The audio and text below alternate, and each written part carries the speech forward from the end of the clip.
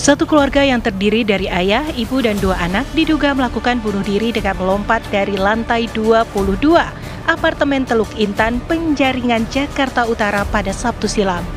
Keempatnya sudah tidak tinggal di apartemen tersebut sejak 2 tahun lalu.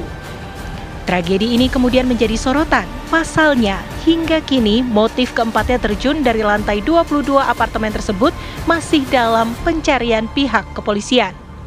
Sebelum terjun, dari rekaman kamera pengawas yang berada di lift apartemen, sang ayah terlihat menciumi istri dan kedua anaknya. Meski terlihat begitu menyayangi keluarganya, entah motif apa yang membuat mereka nekat terjun dari ketinggian. Ironisnya, saat terjun, tangan keempatnya saling terikat satu sama lain, seakan tak ingin terpisahkan saat hendak menjemput maut. Tak banyak keterangan berarti yang diberikan tetangga atau pihak keamanan apartemen. Pasalnya, keluarga tersebut sudah 2 tahun silam tak menempati unit apartemen itu.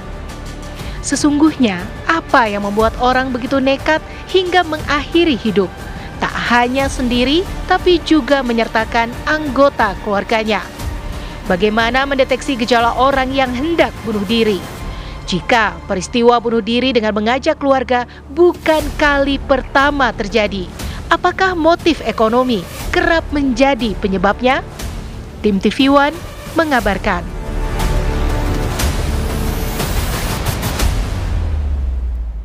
Pemirsa, kasus bunuh diri saja ini sudah di luar batas kemampuan kita berpikir bagaimana seorang bisa punya kenekatan luar biasa untuk mengakhiri hidupnya. Apalagi bunuh diri satu keluarga, ini bukan kasus pertama.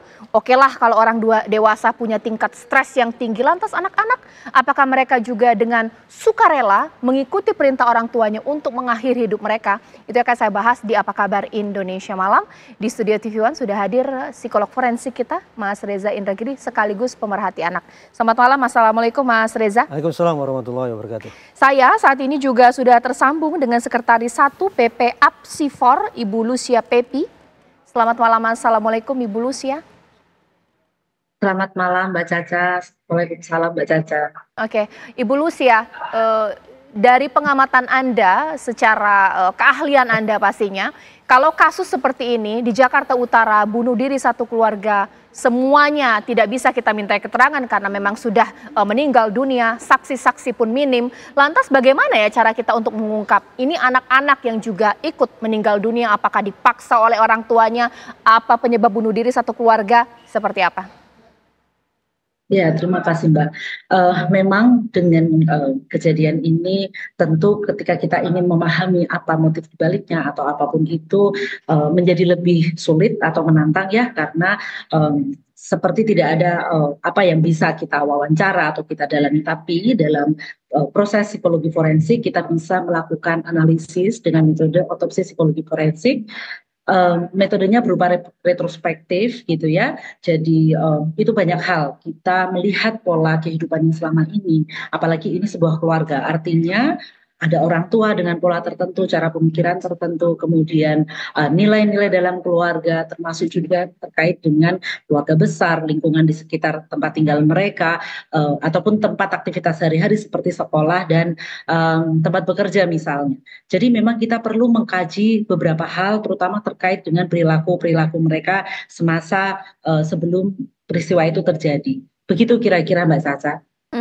Mas Reza, boleh ditambahkan? Ada apa ya, runtutan kegiatan-kegiatan mereka sebelum peristiwa bunuh diri dilakukan. Tapi saya penasaran untuk 2 anak yang menjadi bagian dari peristiwa bunuh diri ini.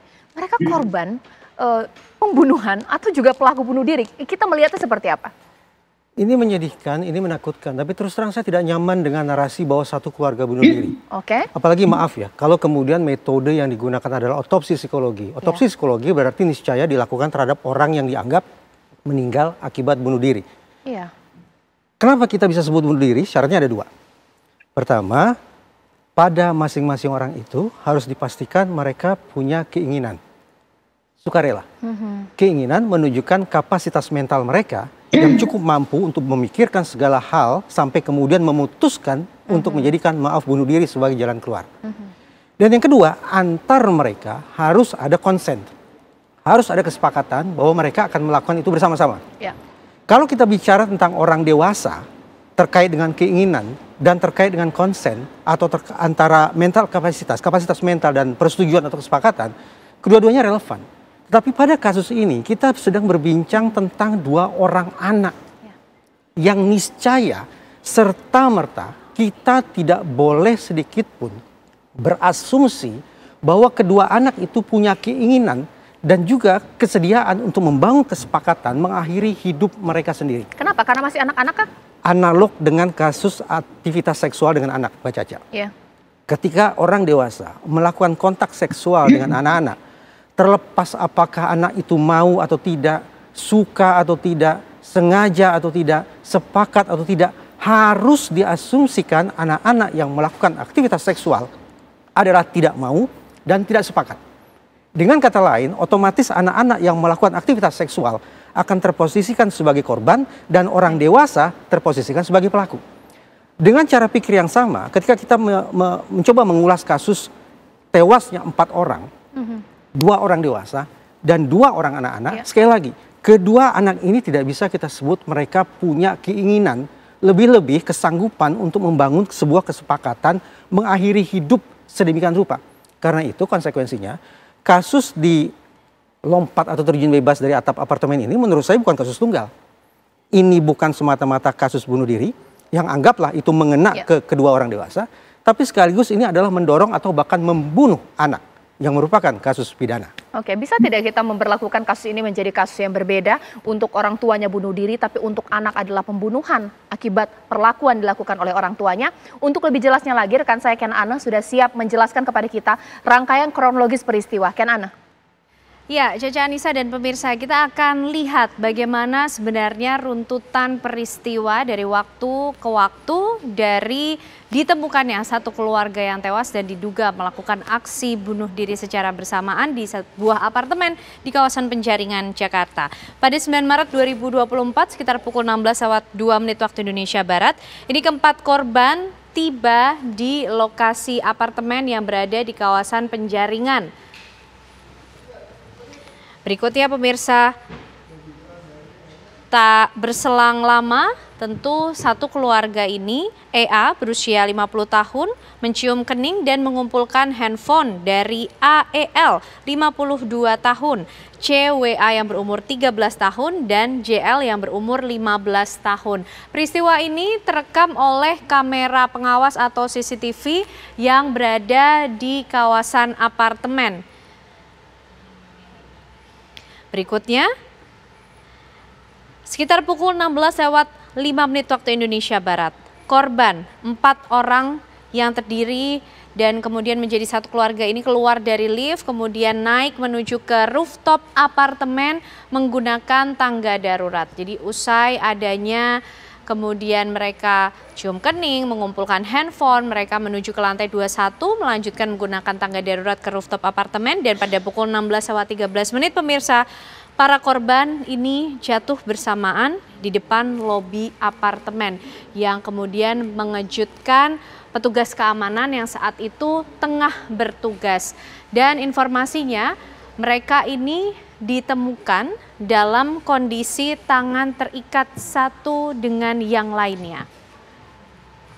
Nah, kami juga akan mengajak Anda untuk melihat fakta-fakta kasus bunuh diri satu keluarga yang terjadi di kawasan Jakarta Utara ini, pemirsa. Polisi tengah mendalami dugaan motif adanya hutang di balik aksi bunuh diri yang dilakukan oleh 4 orang dalam satu keluarga ini. Korban ditemukan tewas dengan tangan saling terikat tali satu dengan yang lainnya. Nah, namun keluarga korban ini dikenal ramah serta religius. Ini juga terungkap dari kesaksian ataupun keterangan para penghuni apartemen lain yang juga sempat mengenal keluarga ini. Nah, kemudian juga ada informasi ataupun fakta bahwa keluarga yang menjadi korban dari aksi bunuh diri ini sempat mengalami kondisi ekonomi yang memburuk pada pandemi COVID-19.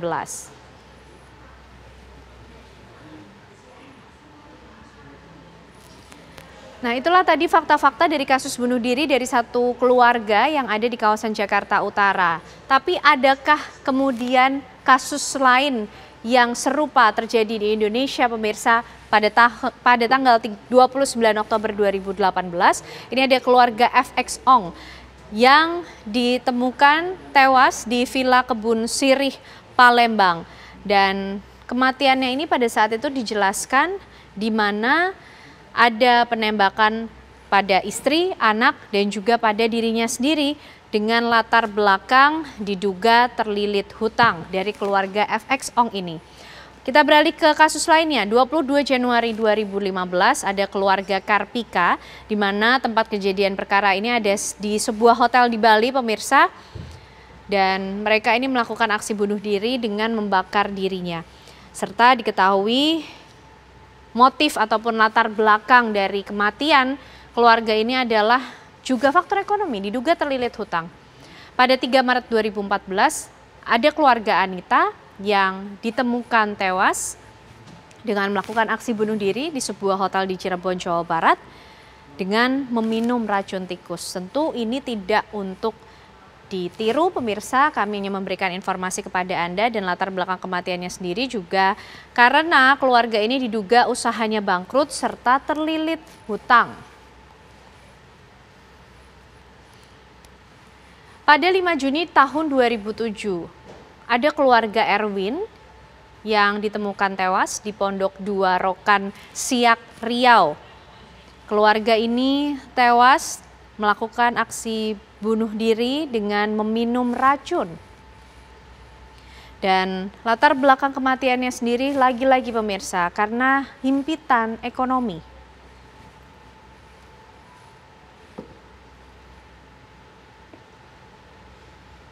Ya, itulah tadi sederet kasus bunuh diri satu keluarga di Indonesia yang kebanyakan ini juga dilatar belakangnya adanya faktor ekonomi. Apa sebenarnya kemudian yang bisa dianalisis dari peristiwa ini, pemirsa? Kembali ke Caca. Terima kasih Ken Ane. Itu yang nanti juga saya akan tanyakan kepada Mas Reza Indragiri. Lagi-lagi motif ekonomi menjadi pendorong terbesar Mas Reza orang melakukan bunuh diri. Seakan-akan tidak ada solusinya, pemirsa. Sesaat lagi di Apa Kabar Indonesia Malam.